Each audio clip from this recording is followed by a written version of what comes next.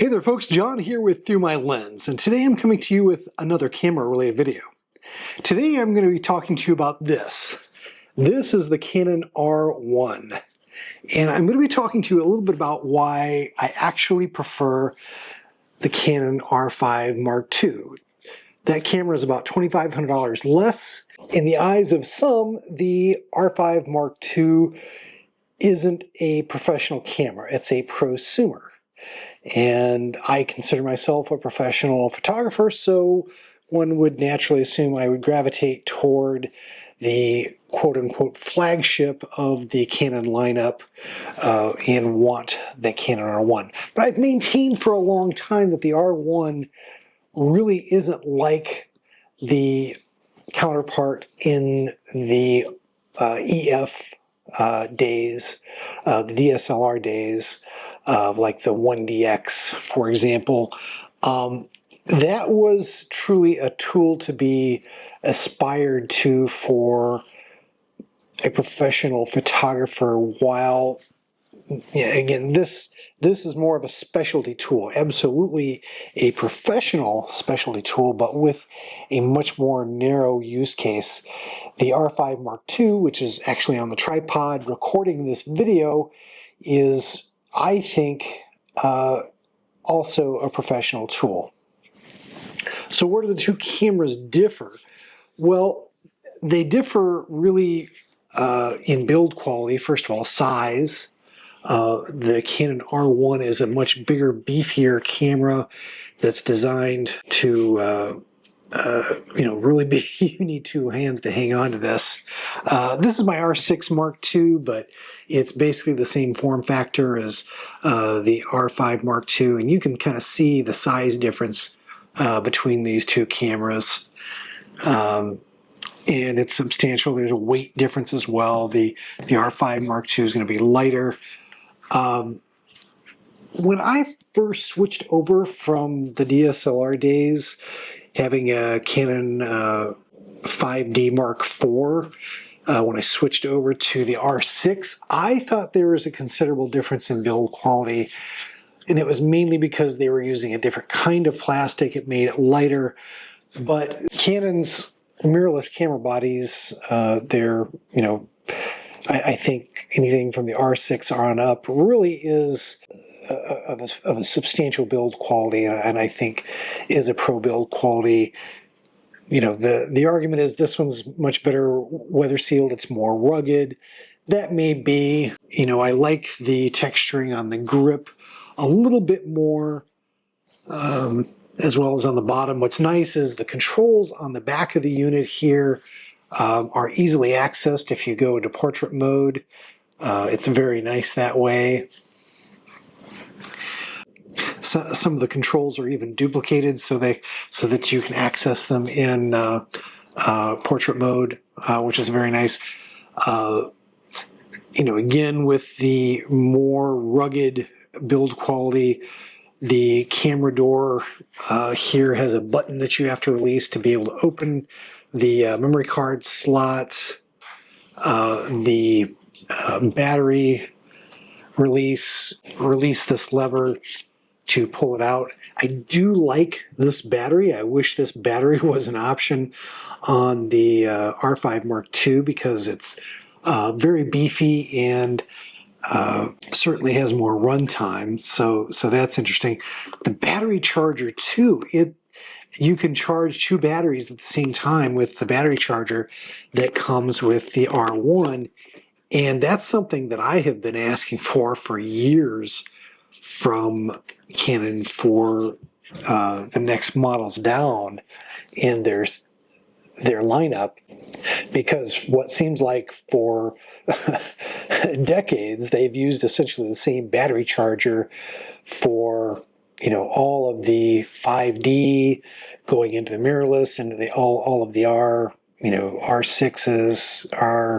R5s. They have all used the same battery charger, and it's a single battery charger, and when you're traveling, it's kind of a pain. I have to travel with multiple of these that take up extra room. I wish you had a more compact unit that could charge more than one battery at the same time. That would be nice. With the R1, you get a little faster shutter speed, you get a little more ISO, at the top end.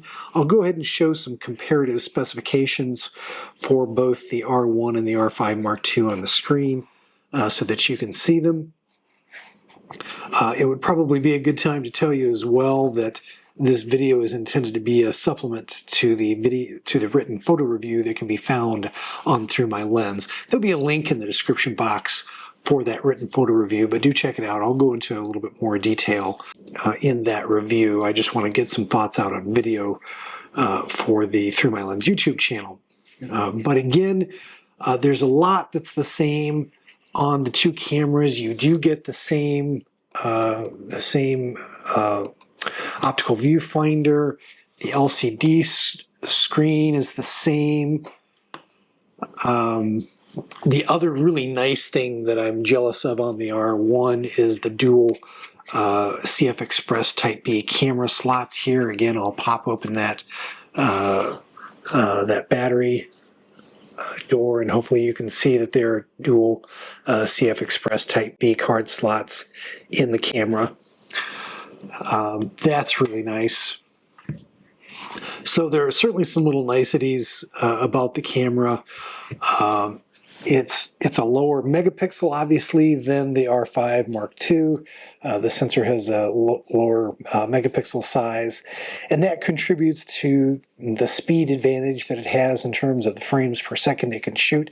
Again, if you're a sports photojournalist that, this is your living, this is your bread and butter, your income really depends on getting the exact shot at the exact time of that sports activity, then yeah, by all means, pay the $2,500 extra and get the R1.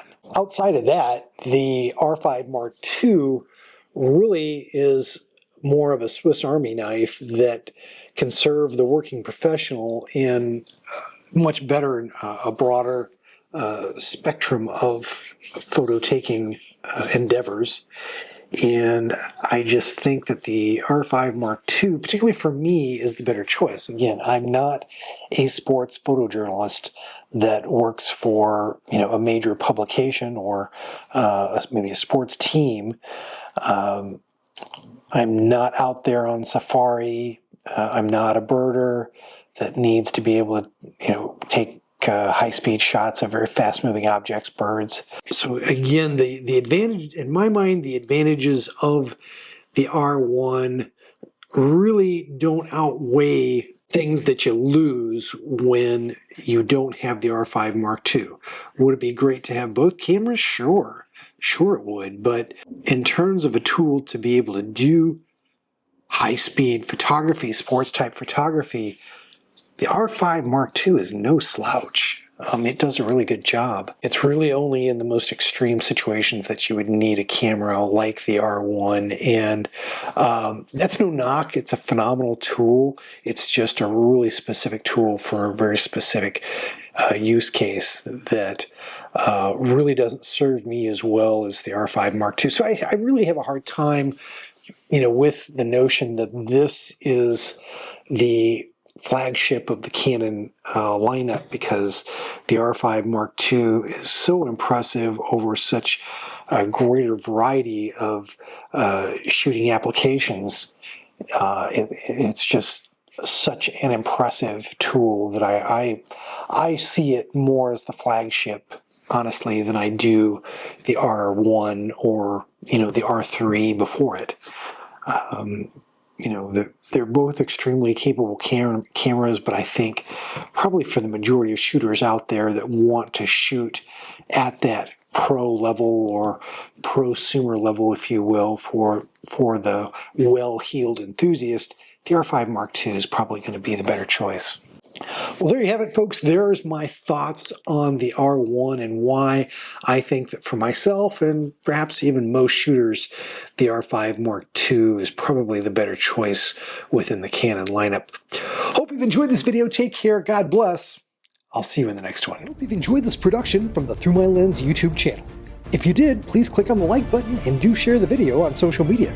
If you'd like to see more content like it, please do subscribe to the channel, follow me on Instagram and Facebook, and do check out Through My Lens at www.throughmylens.org.